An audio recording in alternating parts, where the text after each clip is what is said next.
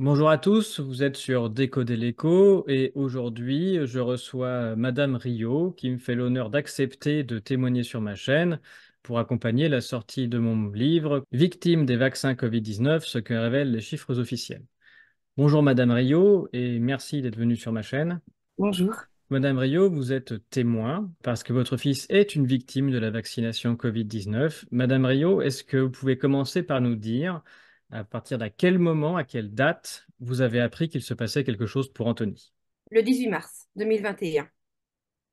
Donc le 18 mars 2021, qui vous met au courant qu'il se passe quelque chose? On n'avait pas de nouvelles de lui. Donc, je suis partie sur Nantes. J'ai prévenu mon travail pour dire que c'est pas normal, j'ai pas de nouvelles d'Anthony. Surtout que la veille, je l'ai eu au téléphone parce qu'il passait un examen. Et il me dit, ben, je pense que je l'ai échoué parce que ben, je vais pas très bien. Je pense que c'est une gastro, puis le stress des examens. Donc, il me dit, t'inquiète pas, je vais appeler un médecin, mais il faut pas t'inquiéter. Et donc le lendemain, bah, aucune nouvelle. Donc je dis c'est pas normal, je vais appeler. Je suis partie. Et c'est une fois arrivé là-bas que bah, les pompiers sont arrivés en même temps parce que ses amis s'inquiétaient aussi pour lui. Donc je leur dis oui, appelez les pompiers. J'arrive, j'ai les clés de toute façon de l'appartement. Et je suis montée là-bas et j'ai donné mes clés aux pompiers. Et c'est là que bah, ils m'ont dit de rester dans le couloir. Et c'est là que bah, j'ai même cru que c'était même pas le bon appartement. Je me dis c'est pas, non, c'est pas normal. Ouais, oui. Et donc c'est à ce moment-là que les pompiers vous préviennent que votre fils Anthony est décédé le 18 mars 2021. Oui. J'ai même pas eu le droit de rentrer dans son appartement. Donc vous ne l'avez pas vu? Non, on m'a mis dans le couloir de l'immeuble, assis sur un banc, dis-moi, sur un tabouret avec un verre d'eau. Et à ce moment-là, est-ce que vous avez déjà une idée de ce qui a pu provoquer le décès d'Anthony? Ou est-ce que à ce moment-là, vous êtes dans le flou et vous n'avez pas d'idée? Non, pour moi, j'étais ouais, dans le flou parce que je me suis dit, c'est pas, non, je suis pas, c'est pas ma place, je me suis trompée d'endroit, c'est pas là, c'est pas chez Anthony. Parce qu'après, ils m'ont dit, on sait jamais, c'est peut-être un crime, on sait jamais, une scène de crime. Je dis, non, non, je suis tombée des tâches, je vais changer. Ils m'ont dit, non, non, vous restez là. C'est vraiment, ouais, au départ, non, j'ai vraiment pas cru. Après, c'est que, bon, après, dire, mon beau-frère est venu me rejoindre là-bas étant pompier. Et lui, il a dit non, c'est le vaccin. Lui, aussitôt, il a mis le nez dedans. Mais moi, tant que j'avais même pas pu voir Anthony, je ne pouvais pas dire. Je ne croyais pas que c'était possible. Non, non, pour moi, non. Et donc la police est arrivée également pour constater le décès. Voilà, la police. J'ai eu le médecin, SOS médecin, le médecin légiste, qui était son professeur à l'époque. C'est Et lui qui a exigé l'autopsie parce qu'il ne trouvait pas ça normal. vous pouvez rappeler quel âge avait votre fils et ce qu'il faisait à ce moment-là? Et il avait 24 ans. Et il était en sixième année de médecine. Il terminait son externat. Et donc à ce moment-là, donc les médecins, je suppose, pour faire une autopsie, prennent le corps d'Anthony et l'emmènent. Et à Ça, j'ai partir pas le droit de. Ils m'ont fait sortir avant, j'ai dû repartir chez moi et j'avais pas le droit de rester. donc vous n'avez jamais vu votre fils à ce moment-là. Non, non. Et ça, ouais, c'est dur, ça. Hmm. Et donc, à partir de cette date, il y a votre beau-frère qui vous dit que c'est le vaccin. Et donc, vous vous posez la question, je suppose, à quelle date Non, votre fils s'est fait bah, vacciner? il s'était vacciné le 8 mars. Et quand il nous a dit qu'il n'allait pas bien, même mon mari lui a dit, est-ce que tu es sûr que c'est pas le vaccin? Il dit non, non. Qui lui a dit, ça fait 10 jours. Non, non, c'est pas il n'y a pas d'effet, t'inquiète pas. C'est, bah, comme il dit, le stress et puis, ou une gastro. Mais il a même pas, Anthony n'a jamais pensé. Et c'est vrai que nous, on lui a dit, est-ce que c'est pas le vaccin? Mais je pensais pas qu'on pouvait mourir du vaccin à ce moment-là. Non, je me dis, bon, peut-être, voilà, il se sentait pas très bien, mais pas mourir, pas, non, c'était pas logique. Et que vous apprend l'autopsie qui arrive ensuite? Alors, l'autopsie, alors, ils nous ont dit que, bah, qu'il y avait tous ses organes ont été touchés. Si vous voulez, je peux même faire un petit peu en gros, quelques résumés. En gros, c'est vraiment tout a été touché. Il n'avait aucune chance de s'en sortir. Si je regarde, donc, les résumés, en résumé, la rate, thrombose fibrinochorique, oblitérante très récente de la veine phlénique sur toute sa longueur. Ensuite, on regarde le foie. Thrombose fibrinochorique, oblitérante très récente de la veine porte sur toute sa longueur. Le rein. Thrombose fibrinochorique, oblitérante très récente des veines rénales intraparenchymateuse de petit calibre. Au niveau de la rate, ils ont un hématome très récent de 8 cm. Le diaphragme, hématome très récent, superficiel, sans réaction inflammatoire cellulaire. Le cerveau, même le cerveau, c'est pour vous dire. Une image exceptionnelle de thrombose fibrinochorique très récente, intravasculaire dans une petite veine vénule de l'espace sous-arachnoïdien. Je suis désolée, hein. La thyroïde, parenchyme thyroïdien dans les limites de la normale. Au niveau du cœur, pas de malformation cardiaque, donc ça a été. Les poumons discrètement conjectifs. Pancréas, multiples thromboses encore. Nous avons l'estomac, multiples thromboses aussi, veineuses très récentes. Mésentère, grêle normale, mais aussi des lésions de thrombose fibrinochorique veineuse très récentes au niveau du méso. En gros, tout a été touché. C'est pour ça que moi, Été je me dis, touché de la même manière, c'est-à-dire avec des thromboses qui obstruaient absolument tous les organes, voilà. oui, Et c'est partout. la rate qui a lâché en premier. Et c'est la rate qui a lâché en premier, mais il y en avait partout ailleurs. Elle avait partout arrivé. Même au cerveau. Je me dis, il n'avait aucune chance de s'en sortir. Et face à cette autopsie, les conclusions de l'autopsie quant à l'origine du décès d'Anthony qu'ont-elles dit? Donc, ils disent, concernant la cause de la rupture de la rate, il conviendra d'éliminer le principe de traumatisme. Il n'y a pas d'argument pour un processus tumoral de localisation clinique. Et ils disent en gros que ces données anamatopathologiques doivent être confrontées aux constatations médico-légales du médecin légiste. Mais si je regarde donc là la conclusion au vu du contexte, signe évocateur de thrombose veineuse abdominale et décès du jour après la vaccination et après accord oral du magistrat, une déclaration à la pharmacovigilance a été réalisée en urgence. Voilà, Donc, c'est-à-dire qu'on est au mois de mars 2021, donc on voilà. est quand même très tôt dans la campagne de vaccination qui ne concerne à cette époque-là que soit les personnes âgées, soit les personnels soignants ou étudiants en médecine. Et à ce moment-là, on a déjà une alerte qui est levée, ça n'est pas la seule, en mars 2021. Anthony a reçu comme vaccin, je crois, AstraZeneca. Oui. C'est bien ça. Et d'ailleurs, AstraZeneca ne fait pas long feu chez les jeunes, il me semble, après le décès d'Anthony. Non, dès le lendemain, il a été interdit au moins de 55 ans. Donc, c'est-à-dire Donc, ça, c'est une date qui montre que les autorités sont parfaitement au courant des problèmes et pour s'éviter d'autres scandales, en tout cas interdisent directement AstraZeneca pour les jeunes. oui. Et déjà, Macron l'avait suspendu à partir du 15 mars. Ça, j'étais pas au courant avant. Et j'ai su qu'il était. Donc, c'est ce que j'ai avec tous les moyens qu'on a actuellement. Il aurait dû être au courant, mais il fallait se méfier. Pourquoi il n'a pas été prévenu? Et je sais qu'il a voulu se faire remplacer parce qu'il n'allait pas bien à un de ses stages. Donc, je n'ai pas compris. Moi, je dis, il y a un problème à ce niveau-là. Ils ont laissé pensant croiser les doigts et hop, voilà. Tout à fait. Donc, à partir de cette date, enfin, c'est donc qu'il y a une déclaration de la pharmacovigilance, il y a même une interdiction d'AstraZeneca. Et est-ce Oui. que les autorités reviennent vers vous? Vous recevez des messages de la part du gouvernement, du président? C'est après leur sollicitation ou c'est directement de leur part? J'ai une nouvelle de personne. Personne. Mais c'est ce que je disais, c'est que j'ai eu les condoléances du CHU de Nantes. Et quand j'ai vu sur les condoléances, c'est c'est vraiment gentil, mais affaire suivie par une personne, c'est bizarre, c'est pas, c'est comme s'ils faisaient attention, ils prennent des précautions pour eux. C'est pas naturel, c'est pas spontané. Vous voyez, c'est avec une profonde émotion que nous avons été informés du décès de votre fils Anthony Rio. Je tenais à vous exprimer à titre personnel mes plus sincères condoléances. Étudiant en santé au CHU de Nantes depuis septembre 2018, Anthony était un étudiant sérieux et réfléchi. Il a toujours fait preuve de ponctualité lors des gardes effectuées au CHU, conscient de l'importance de sa mission lors de la permanence des soins. Je vous tenais à vous faire part de ma reconnaissance. Vous voyez? Mais c'était dossier à faire suivi. Donc c'est pas voilà. C'est là aussi que ça commençait à me dire il y a un problème, c'est pas normal. Il y a des gens qui prennent des précautions, en effet, Voilà. pour non seulement ce qui vient de se passer, mais aussi la suite. Oui. Donc, il y a une déclaration en pharmacovigilance. Vous, quelles sont les démarches que vous faites à partir de cette date? On a essayé d'avoir le numéro du lot, le certificat de vaccination d'Anthony. On me l'a toujours refusé. Il y a toujours un prétexte, mais j'ai jamais réussi à l'avoir.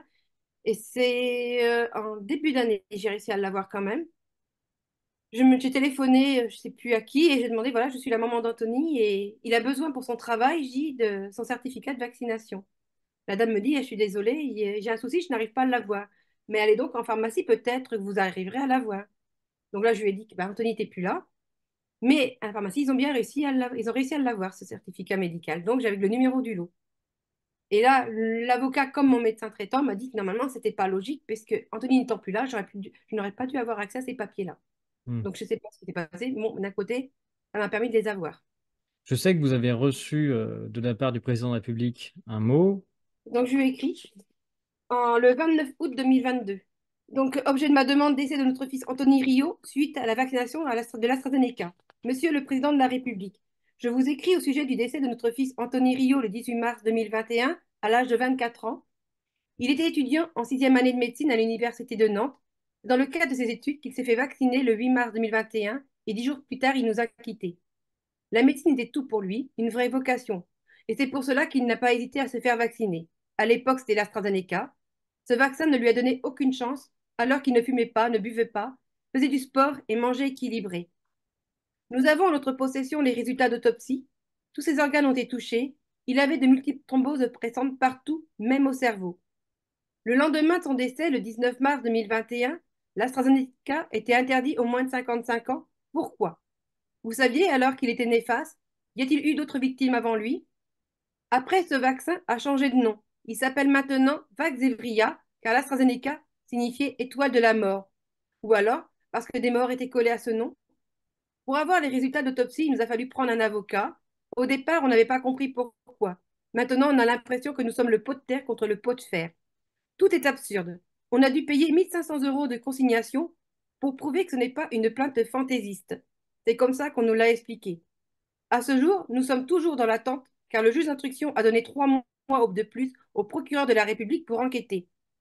On était une famille tranquille, qui ne demandait rien à personne, qui ne faisait de tort à personne. On vivait notre vie paisiblement. Et depuis ce 18 mars 2021, tout a changé.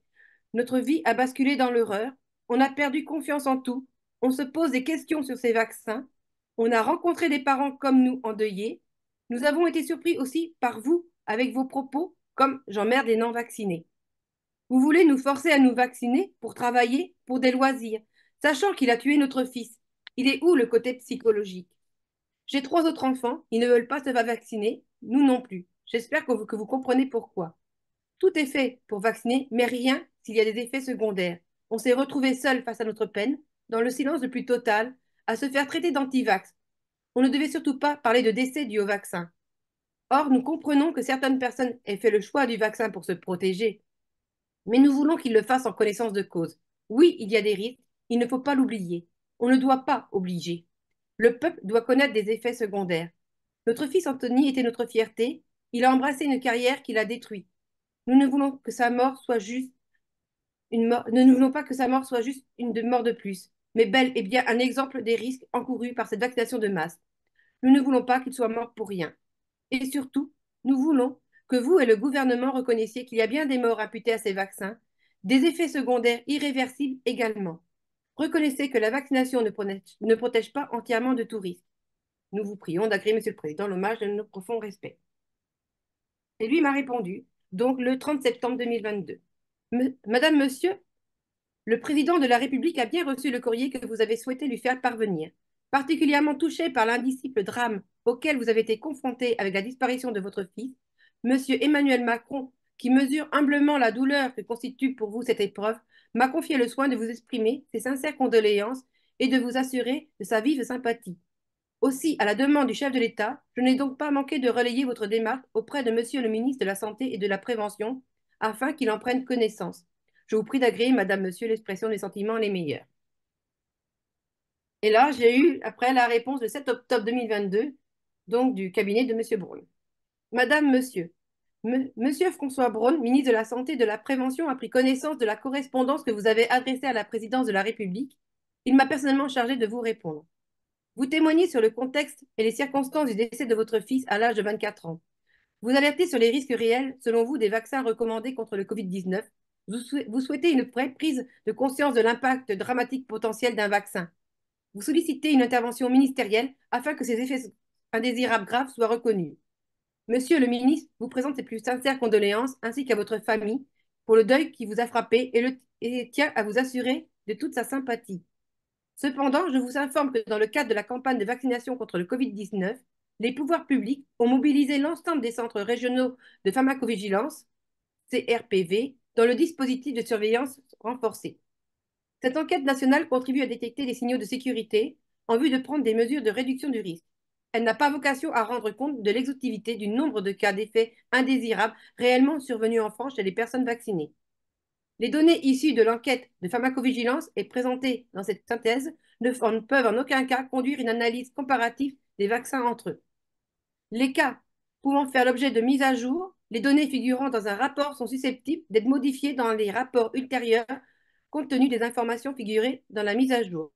Pour plus d'informations sur la méthodologie, je vous invite à consulter dans le site internet de l'ANSM, l'Agence nationale de la sécurité du médicament et des produits de santé.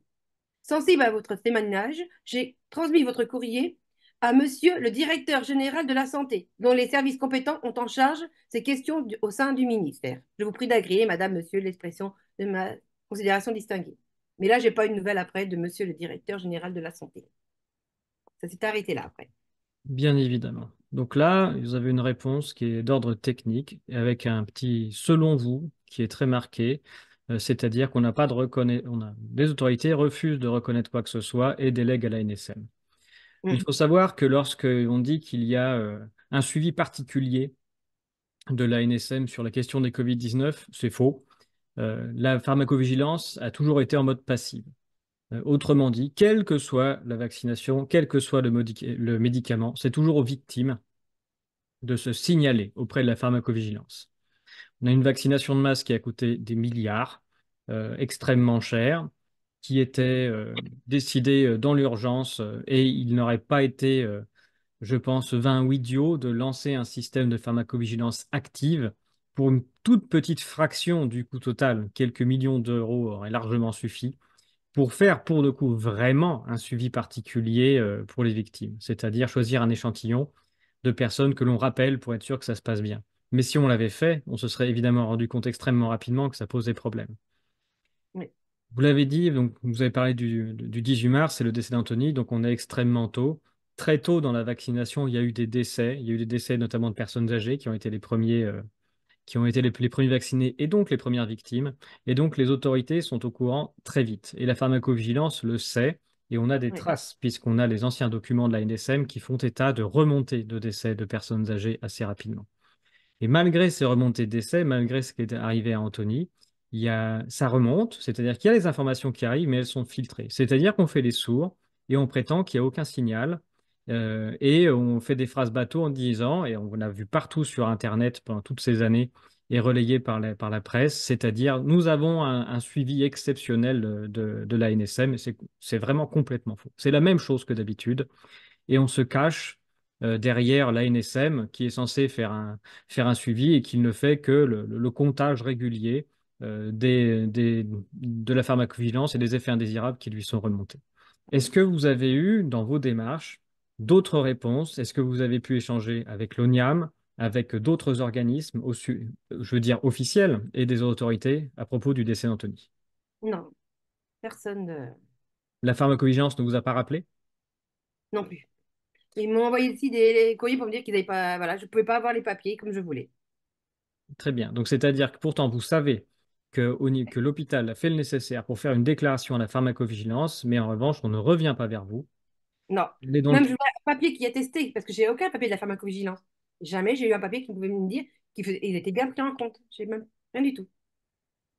donc, on est vraiment dans un déni total, même administratif, où on ne revient même pas vers les personnes concernées. Donc, c'est-à-dire qu'on a un décès d'un jeune qui a 24 ans, qui est en bonne santé, qui est étudiant, qui est en plus en sixième année de médecine, donc qui a réussi son parcours scolaire, et qui décède de manière brutale. On a la remontée qui est faite. Et on ne peut pas dire qu'il ne se passe rien parce qu'il y a quand même une interdiction dès le lendemain. Donc on a Mhm. même, de manière implicite, on a une reconnaissance de la part des autorités qui, pour éviter tout scandale, font ce choix-là. On rappelle qu'évidemment, au moment du début de la campagne de vaccination en 2021, tous les vaccins étaient absolument sûrs et efficaces, qu'il n'y avait aucun problème pour aucun d'entre eux.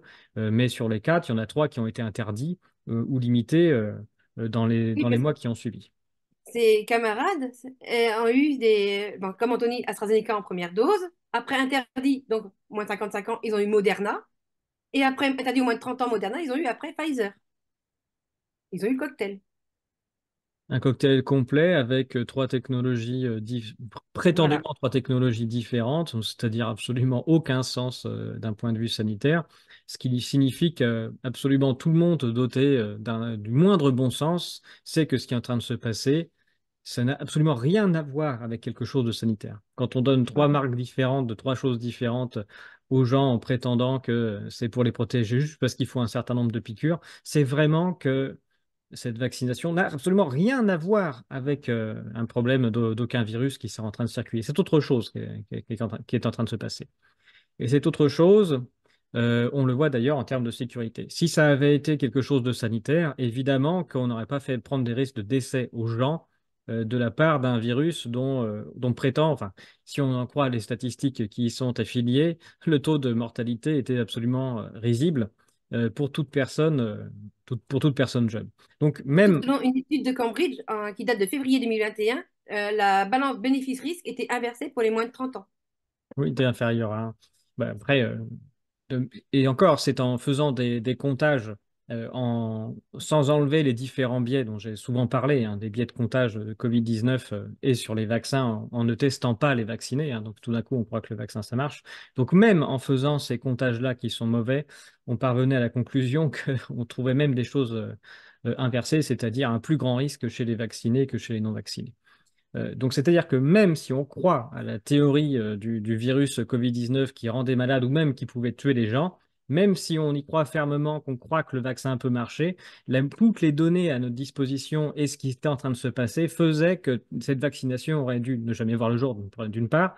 Ça, c'est à propos du travail on peut revoir le travail de Christine Coton sur les différentes études, notamment celle de Pfizer. Mais même une fois qu'elle avait vu le jour, elle aurait dû être interdite immédiatement au vu des problèmes de sécurité qui sont remontés de manière quasi immédiate. Oui, oui, oui. Anthony, je sais le numéro du lot qu'il a reçu. Et quand j'ai fait, parce que j'ai fait beaucoup de recherches sur l'AstraZeneca, et j'ai été étonnée que ce lot-là a été diffusé en France. Ils n'auraient jamais dû. Il y a de nombreux lots, j'en parle également, dont on se rend compte qu'ils ont des problèmes de sécurité supérieurs aux autres. En Oui. théorie, ça ne devrait pas arriver. On ne devrait pas avoir des différences aussi énormes entre les lots. C'est très étonnant de voir ça. Et à l'AstraZeneca, déjà mi-février, il y a déjà des soucis. Poitiers, Morlaix, Brest. Je me dis, mince, ça a été caché, mis sous le tapis. Oui, oui, mais même Pfizer aussi, il y a eu des problèmes très Oui, tôt, oui, oui. avec 8 décès immédiats qui sont sortis dès les premières semaines de vaccination. Donc oui, il se trouve que, de par peut-être les effets qui ont été donnés par ce vaccin-là particulièrement, qui ont été assez fulgurants, et notamment chez les jeunes, on s'est rendu compte un peu plus vite. Euh, et ce qui a donné l'interdiction chez les jeunes, ce qui était, on peut dire déjà ça. Mais voilà, tous les vaccins, finalement, ont eu des problèmes énormes, des problèmes selon les lots aussi, de manière assez bizarre, visiblement. La plupart ont ensuite été interdits ou limités, notamment chez les jeunes, parce que chez les jeunes, ça se voit quand il y a des problèmes. Aux États au Royaume-Uni, ça bouge beaucoup plus quand même que chez nous, même en Allemagne, parce que le vaccin AstraZeneca a été quand même reconnu déficient là-bas, selon une action en justice au Royaume-Uni, et que les affirmations sur son efficacité étaient largement surestimées. De toute façon, si ce vaccin n'est plus en France, comme je dis, c'est bien, il y a un problème, mais que le gouvernement doit l'admettre. Et début mai donc de cette année, le laboratoire arrête la production et la vente de son vaccin anti-Covid. C'est bien, comme je dis, encore qu'il y a un problème. Mais j'attends, moi, que c'est vrai que ça bouge là-haut, mais bon, il nous faut du courage et on va y arriver. Ça va être Oui, long, mais il y a beaucoup de rétention parce que nous, nos personnages politiques n'ont pas changé, et donc voilà. pas suffisamment. Et donc, il y a un blocage du fait que ceux d'aujourd'hui étaient les mêmes que ceux qui ont décidé hier au moment de tous ces problèmes sont arrivés, alors que dans les pays où il y a eu au moins un changement politique, on peut plus facilement faire avancer les choses puisqu'il y a des blocages qui sautent, que nous, on Voilà, n'a pas. Donc, on est en effet un des pays où il y a le plus de blocages et on arrive le moins à en parler. Contrairement à ce voilà. que les médias voudraient faire croire qu'ailleurs c'est plus rose, non, non, il Il y a Non, des verrous qui sautent ailleurs, en Angleterre, en Allemagne, aux États-Unis, en Australie. Il y a des choses qui oui. se passent et c'est vraiment chez nous que ça bloque. Même au Japon, tout ça, oui, oui. Madame Rio, je vous remercie énormément pour votre témoignage. Et puis je vous souhaite bon courage pour la suite, hein, tout en sachant que, vu ce qui s'est passé pour les autres campagnes de vaccination, il y a eu des problèmes. Malheureusement, on n'est qu'au début du parcours. Et tant qu'on n'aura pas de prise de conscience collective, il faudra toujours ramer. Donc ce qu'on doit viser et ce qu'on vise là, c'est une prise de conscience du public pour faire pression sur le politique et améliorer les choses de Oui. manière tangible, de manière collective. Donc, on a été aussi auditionné au pôle santé de Paris aussi, en août de l'année dernière. Ils ont fait déjà 2 autopsies. L'ONIAM veut faire son autopsie aussi pour voir si c'est bien le vaccin, mais bon, si les deux sont positifs, je vois pas ce qu'ils vont chercher plus loin après, hein. Oui, oui, c'est des procédures supplémentaires, histoire de faire Oui. attendre les gens. Et on attend le pénal aussi maintenant. Vous avez déjà déposé plainte au pénal? Oui, c'est fait. Oui, oui.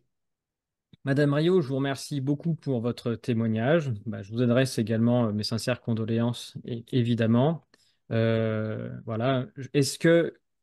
Aujourd'hui, où est-ce que vous en êtes en termes de procédure, en termes de retour et d'un point de vue aussi bien juridique qu'administratif? Donc là, c'est bien prouvé c'est médicalement prouvé que c'est bien le vaccin. Maintenant, donc, on passe en civil, on va aussi en pénal.